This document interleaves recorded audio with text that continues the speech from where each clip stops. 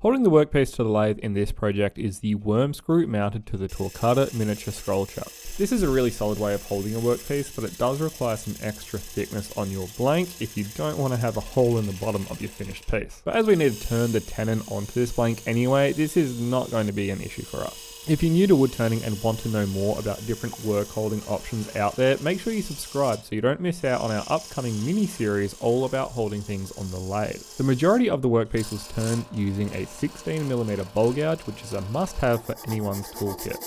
The gouge used here has a swap back profile ground into it, and this allows the chisel to be used for push cuts, pull cuts, and even scraping cuts. So here you can see a great example of the versatility of the tool.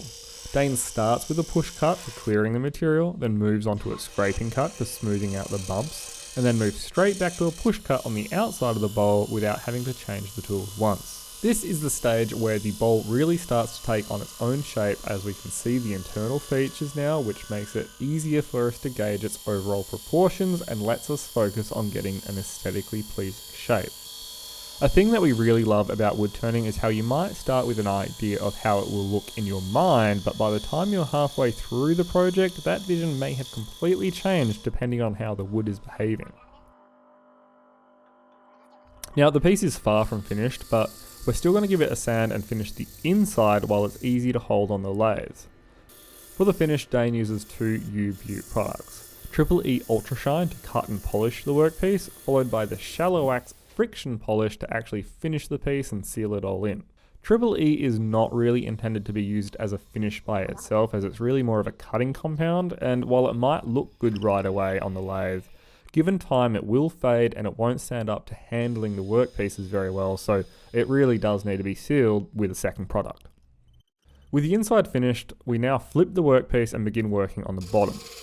Holding the workpiece in this orientation is the 100mm TORQUATA scroll chuck with a set of specialty jaws called cold jaws. This is by no means a rock solid way of mounting things, so light cuts will be needed from this point forward, and we'll also need to reduce the lathe speed a little bit. If you don't have a setup like this at home, look into jam chucks or donut chucks, as these are really easy to make at home and they're actually a very good option. Turning the bottom is really just a repeat of the top, but this time we've turned a nice little foot and given the bowl something to sit on. You can see Dane is using a round nose scraper for the bottom here, and that's just because the foot makes it difficult to get the bowl gouge into this position if you're wanting to perform a scraping cut. If it wasn't for this foot though, it could have easily been done entirely with a bowl gouge. So just as before, Dane finishes the bowl in two stages. A couple of coats of the E Ultra Shine, followed by a few more coats of the SHELLAWAX friction polish. Now we're planning on doing a couple of videos on finishing on the wood lathe, so if you have any questions or requests for that video, make sure you leave them in the comments below, and we'll be sure to include them in our upcoming video when we get around to shooting that one. And there we have it, a beautiful Jarrah and oak catch-all bowl, and I've got to say I'm a big fan of this one.